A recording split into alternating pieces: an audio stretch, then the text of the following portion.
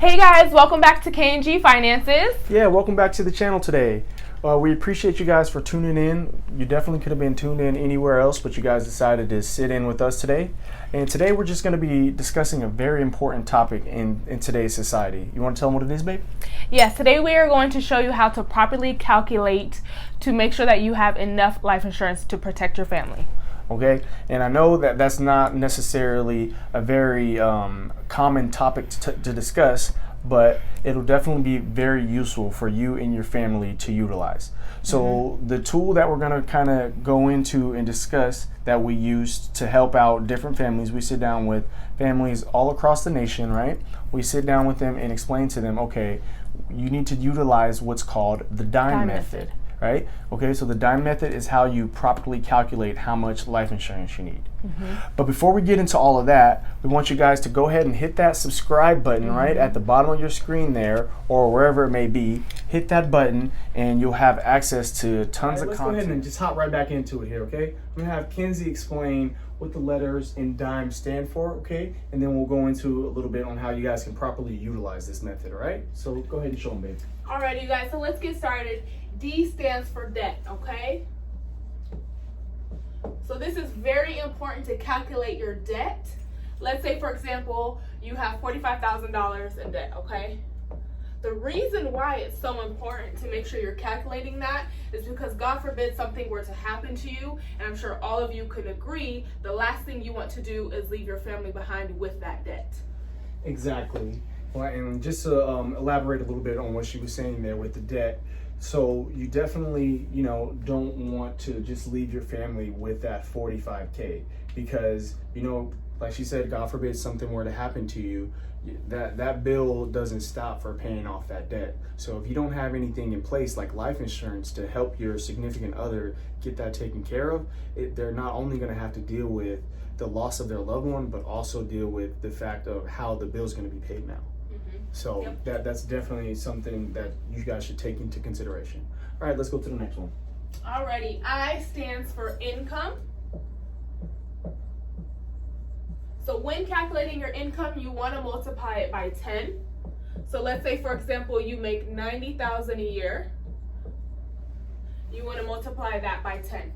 And the reason you want to do this is because you want to make sure that your family is good for the next 10 years, okay? So like I was saying prior, the bills don't stop. So if, when God forbid you pass away, your family won't struggle because you have up to 10 times amount of your income to help them pay for, like I said, the bills, everything will be taken care of. So that's why, adding 10 years to your income is extremely important when you're calculating how much life insurance you need. Next letter here. Yes, M stands for mortgage. Look at that, she spelled it right this time. M stands for mortgage. Let's say you owe $500,000 on your house, right? You want to make sure that's calculated when you're calculating how much proper insurance you need, because you don't want to leave your family with not only debt, you definitely don't want to leave them with a mortgage of $500,000. Exactly, because that's a really large mortgage. You don't want your family to lose the house. You want them to have somewhere to stay. Exactly. You want life to continue on as if obviously it's not going to be the same because they just lost a loved one, but you want like all the finances and everything to still run smoothly if you were to pass away. So that's definitely important to factor into how much life insurance you need. Yes.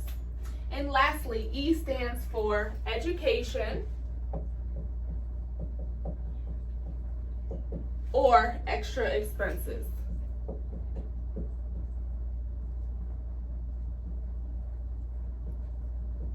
So education, if you have children and you want them to go to college, how much money do you want to leave behind for them?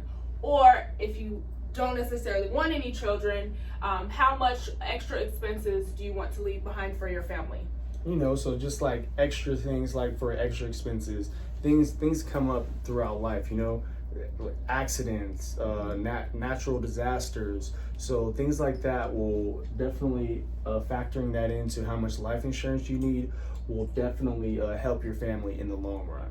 So just kind of like looking at this example here, we could kind of just even add it up for you. So let's say, you know, you take 45,000 plus 900,000 plus 500,000. Let's do 200,000 for extra for let's do a little bit less than that. Let's say 100,000. Okay. Because if it's education, maybe like 50K.